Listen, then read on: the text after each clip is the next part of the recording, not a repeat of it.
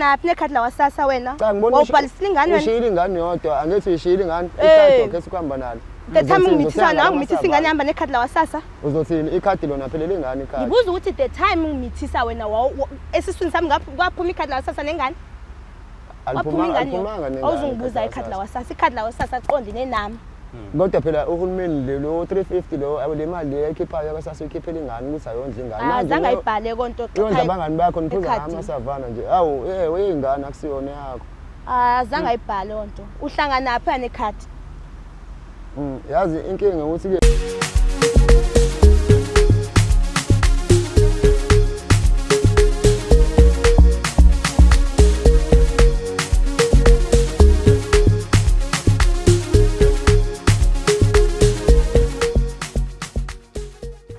Masipende sikubingelele mbukeli wohlelo oluhlabahlosile olubizwa ngokuthi silungisa umjolo. Igama lami ngingudlala Matifana and I am the next big thing in KZN. Kuphi nakuphi la ukhona siyakubingelela siyakwamukela. Ngiyalazi ukuthi ukuthi siyathanda kakhulu ukuthi subscribe, ushare, uphinde ulike. Ngaliphezulu kwaloko uphinde ucomment kuyona le channel ebizwa ngokuthi Umjolo Show. Ngabe uneyinkinga yini ezithinta umjolo? Ungasabi. Thina abantu abangakwazi ukuthi bakulungiselele lezo inkinga. Kanjani na? Usithumele i-email kumjoloshow@gmail.com. That is umjoloshow@gmail.com. Uma wenze njalo noma kanjani uzohlala nathi la sikhulume nawe siyithola inkinga engenelele emjolweni wakho mase siyayilungisa. Enza njalo ke njengamanje ungagcini lapho subscribe wenze konke lokho engiqeda ukubala njengamanje. But ngaphezulu kwakho konke support phela le channel. Khona uthanks ola ezathu. Pressa wona khona uzokwazi ukuthi udonate ngaloko okuncane ongakwazi ukuthi usize ngayo i-channel ikhulu esikwazi nokuthola izinsiza zayo le channel. Ngaphezulu kwaloko you can join this channel futhi as a membership khona uzokwazi ukuthi uthole exclusive content yayo le channel khona uzokwazi ukuthi uthole izinto kuqala abanye bengakazitholi.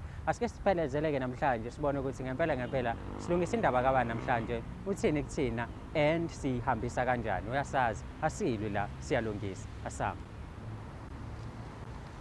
Sanibonani babukeli bohlelo esilungisa umjolo. Egama lami ngulungelo ngamthimkhulu. Ngibhalele kuleli hlelo ukuthi bengisize ngizama ukulungisa izinto noma wengane yami ena 4 months.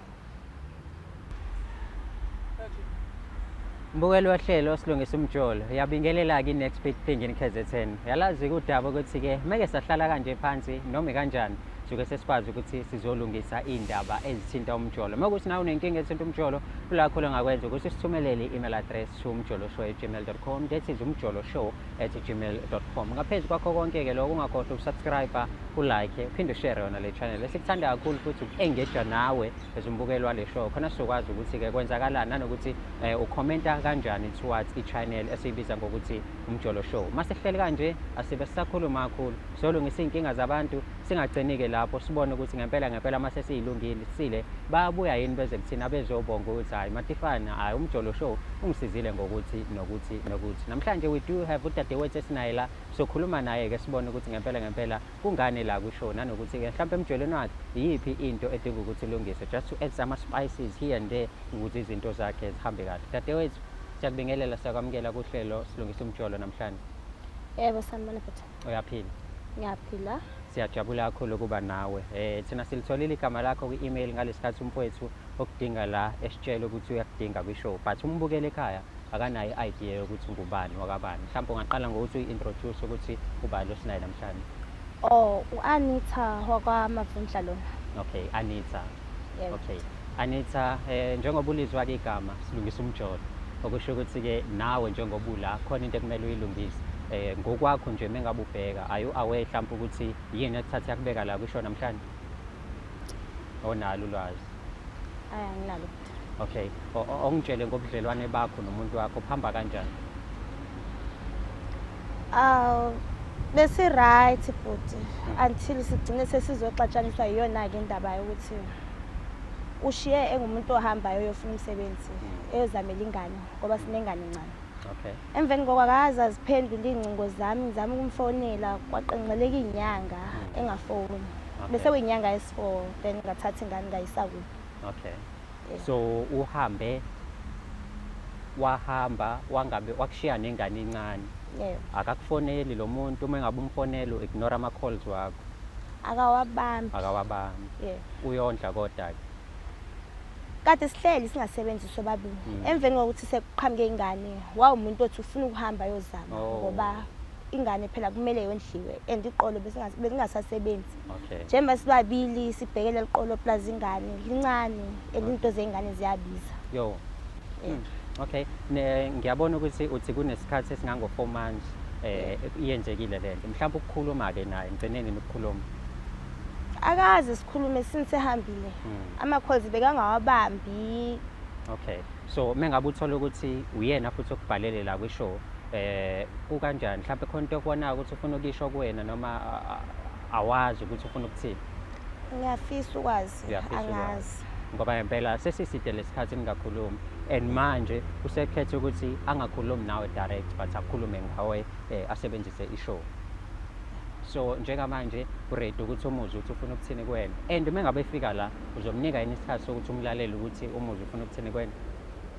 Yebo ukuthi ngizomnikeza isikhathi sokuthi akhulume ukuthi kwenzakalani ngoba nami ngiyafisa ukwazi sinisehambile akazweli ushila ingane encane akabambi ma calls kanjani. Phezu kwalesiphithiphithi ke sonke esikhona phakathi kwenu uthando lwakhe kusayinto ekhona noma mhlambe usuyijelile ukuthi noma ngenzeka noma yini mekuthi njengoba ekubizela kwisho namhlanje ukubizela ukuthi azokwala cha usendandaba so uthi nje as long as wena uziphilela nomntwana wakho. Eqinisweni futhi ngendlela esenze ngayo sengilindele noma yini. Yebo. Okay, so uready ukuthi umbone njengamanje. Njengoba ubona ke khona ithimba esebenzisana nalo okuyilona elizokwenza isiqiniseko sokuthi ni happy nomuntu wakho futhi niphathana kahle nisala kwishow nikhuluma kahle anile noma niphakanyelwa imoya but isimo sigcina sihamba kahle. Bazokwenza isiqiniseko sokuthi nawe usafe naye futhi ke usafe khona yonke into izohamba kahle phakathi kwakho naye uready ukumbona umuntu wakho. Hayi makangene ngiyafisa ukumbona. Okay. Yaziwa ke mbukelo Anita uready ukubona ubaba wengane yakhe owamshiya nengane encane bakithi engayondla. Asazi ke isizathu ukuthi wakwenziswa yini konke lokho wahamba wathi uyobheka amatoho kwaphela izinyanga ezu4 mengabe fonelwa lo muntu akatholakala ecingweni ayikho nemizamo ayizamayo ukuthi axhumane noma wengane kodwa lo muntu wathi ucela ingane wayithola ingane mase eyitholile ingane usehamba nomphela before acela ingane khona kucela bamnikeza nabo bamthe bemnikezile washiya ingane wayithola ingane wahamba kanjalo. Asithole ukuthi umfowethu uyenziswa yini yonke lento ayenzayo khona la kuhlelo silungisa umjolo njengoba ke ithimba lethu lihamba njengamanje liyosilandela yena sibone ukuthi ngempela kwenzakalani emjolweni wakhe.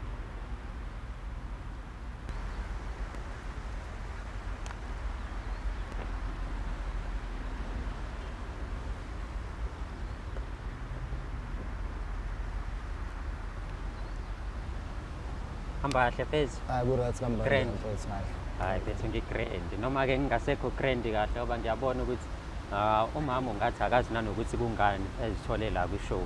Ake ngikhulume nje nawe man to man just to find out ukuthi ngempela kwenzakalani phakathi kwakho nomama njengoba uze wasibhalela namhlanje.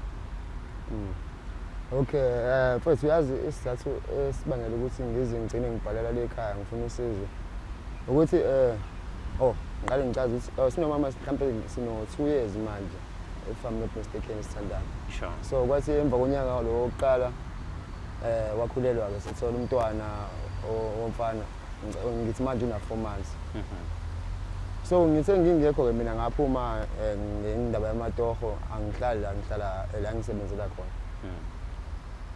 Ngithe mengibuya ngivakashile ekhaya usho ukuthi weza ukuthi ngikhona wafika washiya ingane phambi komnyango engenalutho wasuka wayahambela. Manje sithanda ukuba nzima ukuthi ngibuyele emsebenzini ngoba phela ingane yazi yena nami kuphela ekho umunye umuntu emaziyo ekhaya. Isizathu sokuthi ngize ngibhalele ekhaya sokuthi bengicela ukuthi ebuye sibonisane sixoxe mayelana nendaba engane ukuze ngikwazi ukuphindela emsebenzini ngoba ekhaya akekho umuntu ozohlala naye ngoba nomama ayimfuni. Ifuna uma wayo plus yazi yena nami kuphela. Futhi sencane kakhulu ukuthi ngawohlala nomama ekhaya. Okay. Mfethu ngitheme ngabe ngikhuluma nowakwakho la waveza ukuthi kulo 4 months there was no communication between wena naye. Bezama ukukufonela but ungatholakala efonini. Sonke leso sikhathi ungayondli futhi nengane. Yeah, ngisho nje sikuyiqiniso ukuthi bengingatholakali kona ocingweni. Kodwa lokhu okungayondla ingane ngicabanga ukuthi sike sakukhuluma lokho before nginezathu futhi ezibangela ukuthi kuze kube njalo. Okay. Yeah. Okay. Asizame mhlambe ukuqala silungise indaba ye-communication ukuthi yindaba kade yenza ukuthi ungatholakali efonini mengabe kufonela. Not ukuthi ubungatholakali because ifoni ibiringa kuukuthi awuyibambi. Isizathu saloko bekuyini? Njengoba ngangiphume ngiyofuna umsebenzi futhi for mhlambe u3 months bengiku training. So mu lapha kahlahla kuvumelanga ukuthi ngiphendule incingo ngama working hours. Into ngaliphendula mhlambe during lunch break noma esinye isikhathi. Bengayi ngithi mengibuyela kuyena ama lunch breaks akuthola ukuthi asatholakala. Yena bengifonela ngesikhathi sokuthi ngisemsebenzini. Okay. Okay, uphendulile lokho kuqala noma ngingekho happy ngempendulo kodwa ngoba nisazokhuluma asithemba ukuthi nisazoyilungisa leyo ndaba leyo.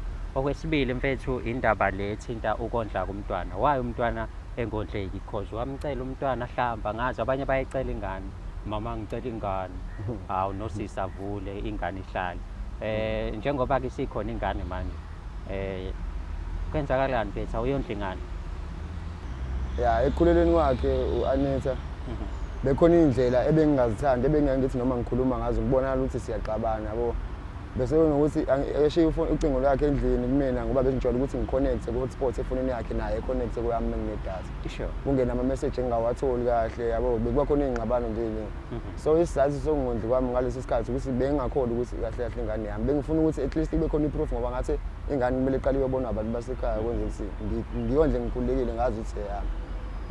Okay, ngabe mfethu kuze kufike lapho ukuthi awuthembi ukuthi kahle kahle ingane yakho. Sikhona mhlawumbe indlela uAneta ade ezihamba noma izinto ade ezenza bezikwenza usithola ukuthi hayi no angithinti ngedwa la. Khona omunye ongithintelayo.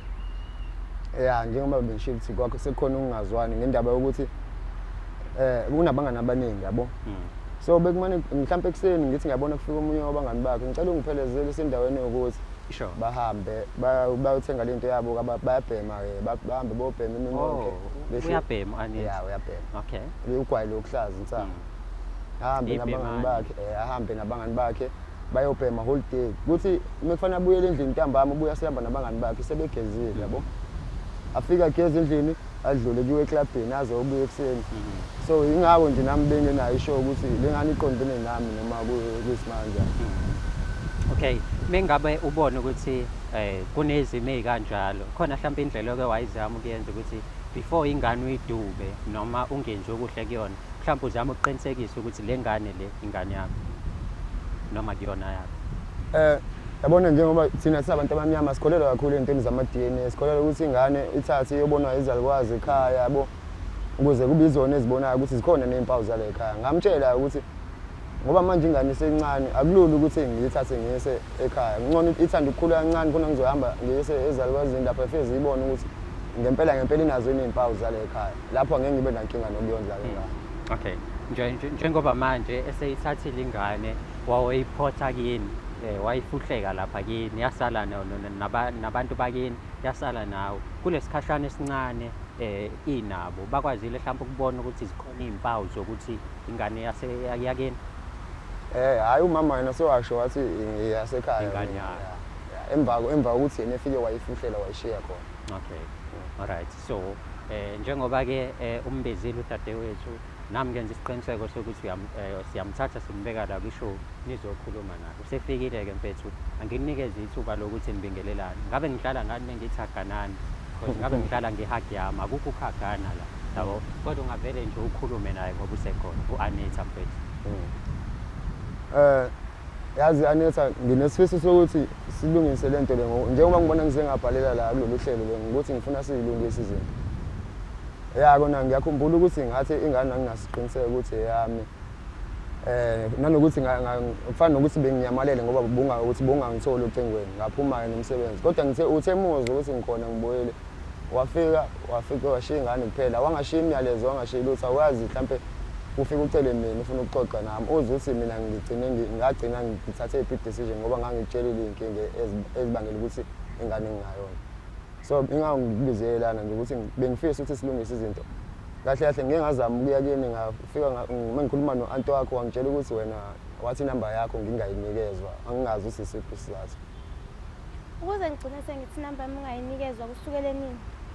ngiqale ngokukufonela ngiwumuntu ozama ukuxhumana nawe kaningi ayikakodwa Lungelo ngifuna ukukwazi bakanti ithini into awukhange ubambe nolulodwa ucingo kusuka khonapho ubuyela kowenu uthini ngami ngishiye nomntwana ekhaya awuyithethi indaba yami ngoba umntwana omkholo so ufikile kowenu umama wakho wavuma umntwana nguye uke wazidina wena ngokubuya uphindele emva ekhaya uzokhangela mina awuzidinanga nangalonto ngobani uphakeme uzicingela wena wedwa kona ngopho mina umsebenzi ongakuhlalisa 3 months wonke awukuholela unjani unyamezeleni khonapho njengoba bengingachaza anethi ukuthi lo msebenzi engiwenzayo une training ya 3 months lapho ulo 3 months awuholi uthola training bese uthola naleyo mali encane ukuthi ugibele uthole ube nendawo yokuhlala neyokudla kuphela so bengenawo amandla ukuthi ngathi ngizobuya ngizokondla ingane ngeke ngikwazi ukuyondla ngalawo masentshana ambala ngoba bekuseyimali engiphiwayo for i-training not like sengiyahola njengoba ubuyile ngoku ubhabhe ngantoni wabuya angithi uyazi ukuthi bekhona umsebenzi bekufanele ngiyowenza lapha ekhaya nawo ulethe ingane walifica itende wabona ukuthi khona into yakhe ikhona kwakuphoqa ukuthi ngibuye ngizoyenza lonto ukuze nalapha la engisebenza khona izindlela zami zikhanye yabona so bengibuyela ukuzolungisa leyo nto sengihlangabezana nalesi story sokuthi wena ufike wafihlela ingane wayishiya kanjalo abaxela ngibandi nafenda shingani ngoba kwenze njani ngoba ubusazi bakwensekeni ngigcina ingane sengishiya okunye Lungelo engaku-understand uthi ingane bunga-understand ukuthi yakho iyona nto ibikwenza ungafuni ukondlela angithi uthi nendlebe ngizama ungifice kephi angithi ungifice le tavern wangishelela khona ukungazi ukuthi ngibhema inkantina manje kufuneka ngiye ngoba naku sengijola nawe ngoba kwenze njani khona izinto nje ngiyazizwa siyazikhuluma la ubukwazi ukukhuluma before ukuthi Amanda inkantina ngiyifuna ngoba na inkantina ngayifuni ngicela uyiyeke ungayibhemi awukazi ungitshele lokho utshwala uyangazi ukuthi ngiyaphuza zeziphi ezindlela bengizihamba ungaziboni ngoba nginalo usuke kwathiwa ngilele phandle zonke izinsuku ngihlele ngilele endlini ngingenalo usuke kwathiwa ngilahle engane yabona so wenza iphutha ke manje mina ngibuye emaclubini nabangani bakho ngithi niyakhohle ukuqashula lezi zinto niyifaka lapha la ngiyazi eclubini khona lento efakwa la ngazi noma yinemithetho bafanele kaloku abangani bami bamasite sigcine sihamba siye emaclubini banamadoda abaphi imali angasebenzi 3 months engaholi bahola nawe then inyanga mayiphela iphela nemali wena awuhola unjani uexpect uzokhalazela ntoni into engiyifayile ngalo zange iqhumisa ngifuna ukubonisa amanye abangani bami bayakhishwa amadoda abo awenzi kwanto wena isebenza 3 months ushungafuni leyo iphuzayo lapha yaba leyo iphuzayo emaclubini uphuze amadoda abangani bami ngoba yami indoda isebenza 3 months ayiholi uphuze abangani bami yes ikhadi lengane la wasasa lona uhlana naphi nekhadi la wasasa wena ubhalisile ingane wena ushiyile ingane yodwa angithi uyishiyile ingane ikhadi okhe sikhamba nalo the time ngimithisa nawe ngimithisa ingane ihamba nekhadi la wasasa uzothini ikhadi lona phelele ingane ikhadi ngibuza ukuthi the time ngimithisa wena esiswini sami kwaphuma ikhadi la wasasa nengane waphuma ingane awuzungibuza ikhadi la wasasa ikhadi la wasasa aqondene nami kodwa phela uhulumeni lo 350 lo le mali leyikhiphayo akasasa ikhiphela ingane ukuthi ayondla ingane manje zange ayibhale konto yonke abangani bakho niphuza amasavana nje awu weyingane akusiyona yakho zange ayibhale lonto uhlangana napha nekhadi yazi inkinga ukuthi kephi ukuthi njalo mina ngithi ngizama ukubonisana nawe kuba wena onolaka ngakutshela ukuthi labangani bakho abaningi at least musa ukuthi yonke into abayenzayo nawe ufuna ukuyenza ngoba wena uyazazi ukuthi yakho situation enjani as if you so perfect okukwakho nawo amaphutha ungakhohlwa ukuthi in the last few months before uhambe siye sangalala kwaphela iveki noma ukuthi akaze silale kuphela iveki ibimela ngabe ispam sakhona siphuma siqine siyinqaba azaku kuphuma ispam kodwa ngakubona ukuthi uchamile kwakwenze njani Mr Perfect yazi so ukhuluma ngezinto ezithanda ukuba personal yembi khuluma manje ngoba nawe usongithatha ngibeka la chazela abantu ukuthi wakwenze njani angithi ngiyazula mina nabangani bami nendlela ongaziqondi awazi umuntu mene nenyongo ukuthi uba weki bafo umama uqonda ukuthi wena manje adlala ngesikhathi eside kodwa wathi uma bese kunikeza wathi wanya waqeda akuphelanga no 2 minutes wow kwakwenze njani chazela abantu nawe usongithathile phela uzongibeka phambi kwabantu okay mangichazele angithi uyazi ukuthi uma usonesikhathi eside umuntu wesilisa ungalali nomuntu wesifazane awunqene uvela uqede ngo 2 seconds sitho silahleke siye ngaphika ispam ngoba lo ispam befuna siphuma netawula siyephi ispam akuphuma ngalutho lutho futhi akuphuma ngalutho lutho awusenaso nibaba sahamba nengane sonke ispam Hayi ngeke ngikwazi ke lokho angimazi mesho kanje ukuthi ngithi asisekho uthi asisekho kubani kuyena yabo noma manje kumina. sizolungisa indaba yomntwana a very critical situation sekuvela futhi enye indaba mfethu eyinkinga Cha ukuthi uthi phela mina nendlela zihambile engizihambileyo ezingaqondakala. Yena njengamuntu straightforward. Ibi suppose ba yonke into ayenzayo ngiyayibona futhi. Okay Anita angibuze la ubhuti uthi wakuthola eTavern. Yeah, wangifika Ethi eTavern. yena uthi perfect right? Yes. So mengabe kuthola eTavern wezokwenzani yena? Wevele ezobheka izingane eTavern noma nje weyidlulela kwaXhosa. Ayiphethe ugoloko angibambela istiff inkosi yami. Oh natholana nidakiwe. Asasingakadako lo hlobo lokuthi akwasa ngasakhumbula ukuthi ebetheni ngayizolo. Kwenzakalani mhlambe ukuqomana kwenu kwabayilo lo suku noma nathatha isonto noma usuku? Cha wafika khuluma bhuti nami eTavern. Ekhulumeni kwethu ngamtshela ukuthi hayi namhlanje so besikhulume ngelinye usuku lona. Ngempela waloko engilandelele ngagcina sengimqoma. Saqhubeka futhi siloko sisiya sobabini eTavern ku right. Nje okay Anita ngoba naku ke eTavern angisathanda ukubuye. Ngcono sihlale endlini. Sihlala iviki loqala elesibili iviki. Wafika umngane wakhe wambiza baphinda khona phathi akangidingi khona. Zangabuye kwaze wayosa ngalala ngedwe endlini. Mangimbuza ukuthi besikephi hayi umfethu bethi ufuna sihambe siyoshaya nje okuncane. Mina ngikholwe kanjani njengamuntu obelele endlini ukuthi yena wenza ngimazi ukuthi nama ngishela lapha usengaphinda ashele ngcono ngiphinde khona ke sibe sobabini. So mewukuthi wena uneyintsholo zokuthi mehambile waye eTavern ufika shela wena mengabe uhambile uye eTavern awufike mhlambe nawe ulingeke. Ngeke ngisho ngithi angishelwe eTavern ngoba eTavern kuvele sihlangana nenhlobo zamajita sekukumina ke ukuthi okay ngiyazazi ukuthi mina ukhona umuntu engiqondene naye. Secondly angiveke ngimshiye endlini ngihambe nawe unakho ukuthi angishiye endlini kusho ukuthi usuke engancanwanga ke kwaye bakwazi ba alale endlini mangiyophuza nami ngokunjalo mangile endlini yezicaba nje mangingomanga kuyophuza yena mangingamsokolisi. So ukuthi kunendlela engizihambayo ngapha nangapha ngibuye ngifakile amabhele naye makasho abanganini bakhe labasebenza nabo bangaholi 3 months bamthathe bahambe naye. Wait.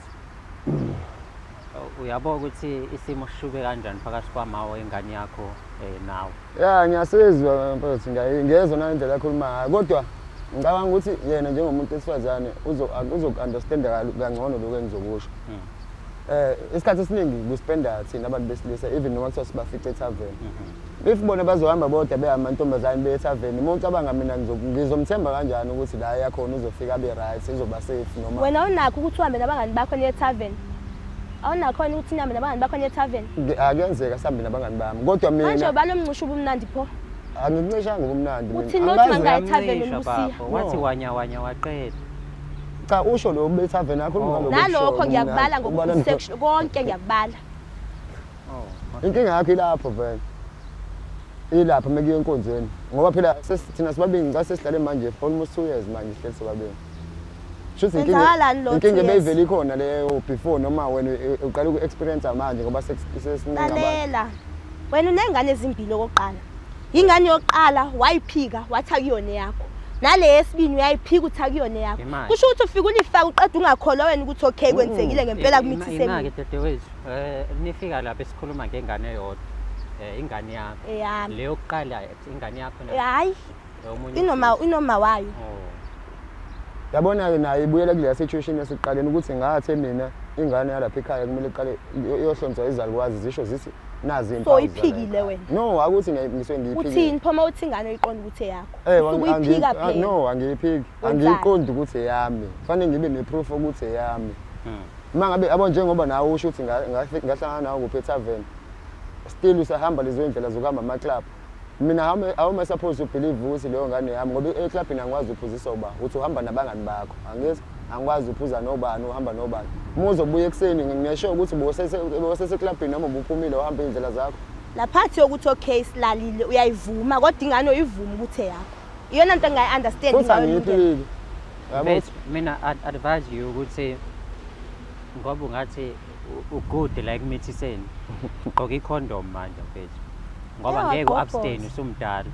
Ngobhoza ama-condom. Ugqoka icondom ngoba umdala.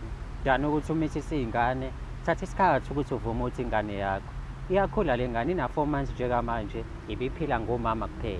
Wena uma uzoqhamuka manje kusuyinakekela nakhona mawukuthi uzoyinakekela because asazi ukuthi njengoba ubhale kwishow usibhalele ukuthi uzokhuluma ngani. Lokho kukhombisa kona ukuthi ingane ngiyayikhathalela plus futhi sengiyazi ukuthi yami. Even kwawena ehamba emaklinikhi eyoxukuza imali bengimnika bengispend. Manje sengibaleka le expense enkulu ukuthi manje lokho ukuthi manje sowondla umuntu kunama expenses amaningi. Ngizothi mekutholakala ukuthi akumena ubabuyayo engane bese kufanele ukuthi mangibuye ngiyodimanda into zami kubabuyayo. Yabona ukuthi izokhoza ingxabano enkulu leyo nto leyo. Okay. Xolo bhuti, ngicela ukubuza. Uthi ubalekela ukuthi uze wondle kakhulu kanti ingane akuyona yakho.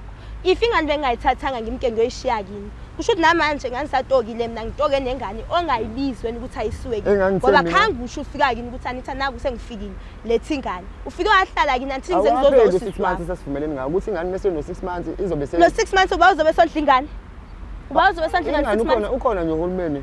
Uhulumeni ngami uhulumeni mina. 6 months only 6 months. Yazi ngidakelwa wena. Ngami uhulumeni mina. No. Uthini pho? That's why bengisho kanje ukuthi bengabi nesho ukuthi ingane yami 6 months mangondla ingane uzoba nesho ngenyanga ye7 masingane ngiyithathe ngayisala. Ya wayesekhaya befike beyibona. Wena? Manje. Eish. Hayibo. 6 months mina ngikhulisa ingane wena uhlale uzozovuma ngenyanga ye7 ngoba mina ngiphilanga kahle ekhaya. Hayi lungile. Ungangiboni naloko ngibizele kona la. Hayi ukuthi angikuboni bezele usasolungisa izinto. Namanje sangikhulumela umsangano 6 months ukhuliselwa yimini ingane unebhongo la uhulumeni ngangalana uhulumeni kwaku10 Nkosi yami. Okay asike sithi lo 6 months uyiqhumana lo 6 months uyikhulisile ngempela ukusuka kulo 6 months for the rest of his life uzobe ekhuliswa ala ngoku kwamanye amakhaya kufika ingane ukuthi makulinda 3 months yakho kolini 6 months obu clever hayi usungijwayela wena nami phela imithetho angizibekeli lapha ekhaya kwathiwa sizoyihlonza ingane mase no 6 months angikwazi ukuyishayela umthetho ngeqala basebeke iphi mfethu abazali bakho mengabe no basuke bengekho sengisho ukuthi ukuze behlonze beyibone ukuthi yale ekhaya ngempela yini kumele izibe lapho ukuthi ya 6 months so njoba manje bekwazi ukulinda futhi nengane angizuyilanda kimi manje bakwazi ukuyibona ingane yakho within 4 months bayibona ukuthi yabo because wena ushilo la ukuthi uma wakho usevumela ukuthi cha ushilo wathi ya kodwa ke phela bengeke mina ngiyilethi na fuba bethe bona ngiyilethi na 6 kwakuthi beze bayibone ukuthi uyena ofike wayifihlela wayishiya phambi komnyango.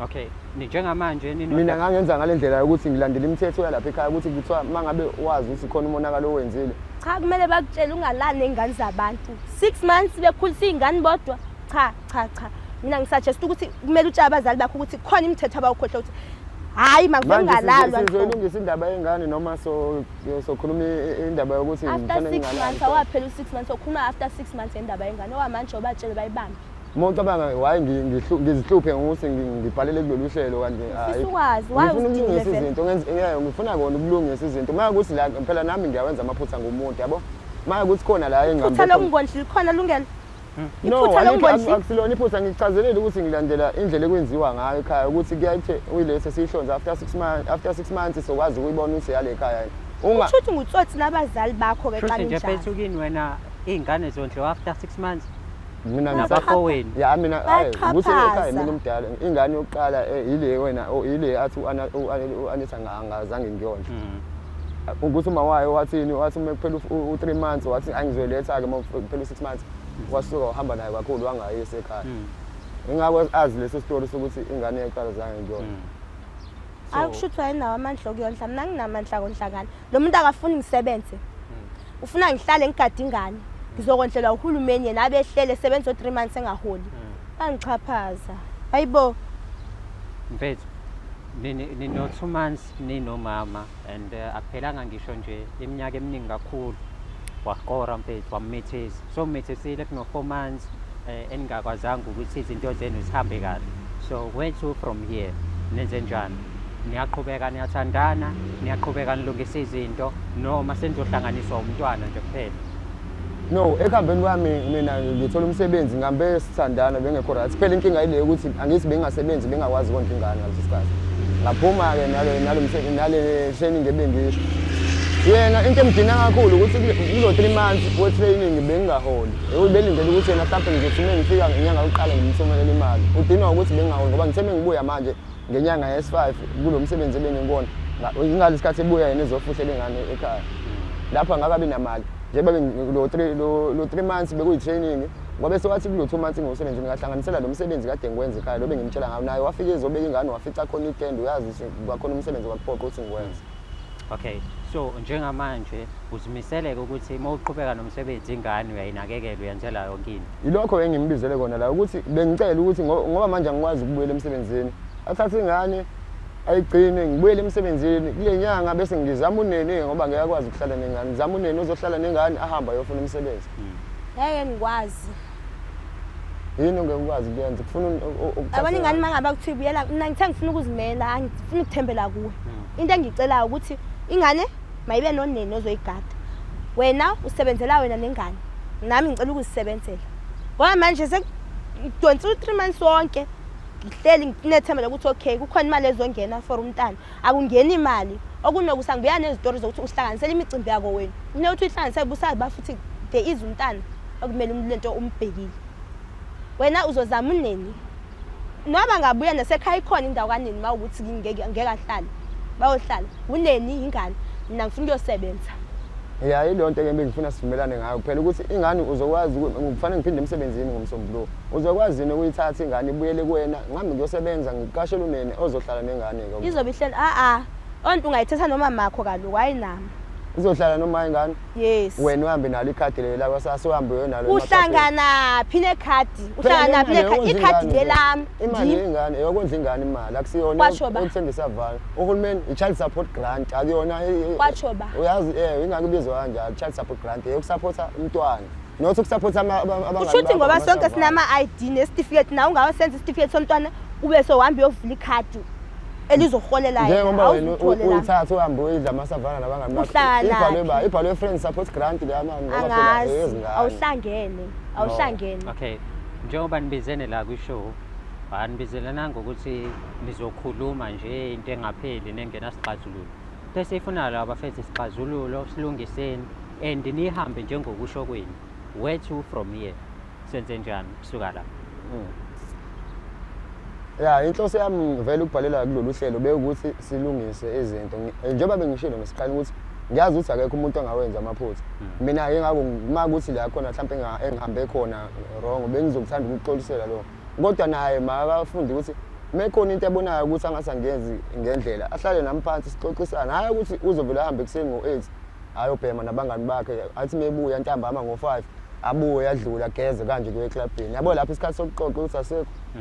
I-communication ile kama sekulapho. Meke ukuthi niyaqhubeka ukamention indaba yokuthi kunezinto omlimita kuzona njengokuthi awufuna bheme yonke lonto. Meke ukuthi uyabuya nje manje usondeze eduze uzomvumela mhlawumbe ukuthi aqhubeka bheme. Angikaze ngiphikisane ke nalokho. Angikaze ngiphikisane nawo. Okay wait. Yazi khona into engangayizwa ngosisi ababhemayo mfethu especially laba ababhema insango. Manje ngifuna ukuconfirma kuwena because unebhemane lakhe lithi wena.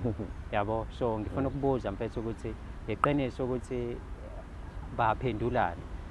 Ingakho phela. Kodwa mhlambe ngingavuma ngoba wala start 2 minutes. Yeah, mhlambe ungasho kanjalo ngoba ingakho kade ikhuluma ngo2 minutes nje usho ukuthi ba strong nginakuthina. Bakuphethe ngohlelo. Okay. Ibona babusa. Dadewethu. Awu uyiphendulele yena ndemntakwethu umnikeze linye ithuba. Impendulile kuyena ile kade isho ya 2 minutes ukuthi angive ngava ngishaya 2 minutes bese ngiyaqonda. Impendulile kuyena. Bukabi ufike ngenasimile umama usehe. Nami ngiyabona sekungcono mama. Ngiyathemba ukuthi uzilungisa izinto ke nomama. Niyabuyelana. Manje ayibhutakazi sehlukana but phela iqiniso kube iqiniso. Akekho umuntu ongavela aphuma uhlala 4 months wonke ekuhambeni knowing ukuthi umsebenzi usewutholile ingane akayondli kodwa. Hayi. Bese uthi ngishaya into encane. Angithi next time uzongitshela makhona la ngingahambi kahle khona. Ungabe sewuzongitshela indaba zo2 minutes yabo ukuthi manje sesikephi songikhulumela indaba yo2 minutes akwazi ukuyikhuluma la kumina lo. Shuthi sorry ke. Shuthi sorry ke mfethu. Hayi. Bafethu indaba yena ayilunge nje kahle nenze sure ukuthi niyabambisana especially manje ngoba sekukhona umntwana phakathi kwenu. So kubaluleke kakhulu ukuthi kube khona ukubambisana phakathi kwakho mfethu communication nomama ibe khona. Ngale kaloko nothando futhi lube khona nengane izokhula iyazi ukuthi ikhuliswa abazali abanesisekelo. So njengoba nifike la kwishow siyathemba ukuthi ke nizothi inkinga zenu futhi nakwazi nanokuthi nikhulume kahle. Cabanga nje kwaphela isikhathi esingakanani nagcina ukukhuluma. Sizokhuluma ngoba naku sekungenelele thina. Hayi ngicabanga ukuthi noko izinto mhlawumbe zizohamba kanconyana manje. Phela nje bengangathi bengabikhona lokho akuqhelelana lokho bekhona icommunication ngoba ezinye izinto sigcina singakwazanga ukuyilungisa ngendaba ukuthi asicommunicate isikhathi-ke siloko singenaso sobabili. Communication is the key. Siyabonga kakhulu-ke nanokuthi kuhloniphe kwisho uze kuthina mengabe udingeka buka manje ubuyelane nesoka lakho usawuliphenduphendula yebo ngathi nzima le Ngisawusha omunye 2 minutes. baba la manje ungangathi ukhubazekile Hayi, akubona ukhubaza soyilungisa indaba yakhe Sewunenyongo Nkosi yami, singile nje isizathu sokuthi enze kanjalo. Uthe inyongo. soyilungisa baba indaba yakho Hayi. mawukuthi ufanele ungangithembe Ngibonga nje ukuthi kuxazululeke le ukuthi umntwana angabi up and down nami ngikwazi ukubuyela emsebenzini yabo. Face siyabonga kakhulu ukuthi usibhalele kusho namhlanje Hayi, nanokuthi inkinga yakho uhambe ilungile and kodwa-ke kurongo ukuthi mfethu ingane ungayondli ngesikhathi kodwa sijabulela nje ukuthi usubuyile futhi uyawabona namaphutha akho. Hayi. Dadewethu ngiyabonga kakhulu sengogcina ngakho ukubamba isandla ngoba ngeke ngikhage ngoba ngeke ngikhage mama siyabonga kakhulu ukuthi ufike kusho Hayi. Siyabonga nasi baba. Danke. Sibonge nakuwena mbukeli-ke ukuthi-ke ubuke namhlanje la uhlelo silungisa umjolo. Njengoba ulazi kudaka ukuthi-ke la we all about fixing ama-relationship amaningi ahlukahlukene, iy'nkinga ey'ningi ezahlukahlukene. Kodwa uma ngabe sebehamba la abantu, hawu bahamba yonke into ihamba kahle. Ubonile la bafike bequmbelene. Yabo manje bahamba banesmile, bobabili. Can you imagine? La asilwe siyalungisa. Don't forget to subscribe. Ulike uphinde futhi ushare yona le channel to abangani bakho ihlobo zakho bonke abantu owazana nabo igama lami nginkudala Matifane and I am the next big thing in KZN.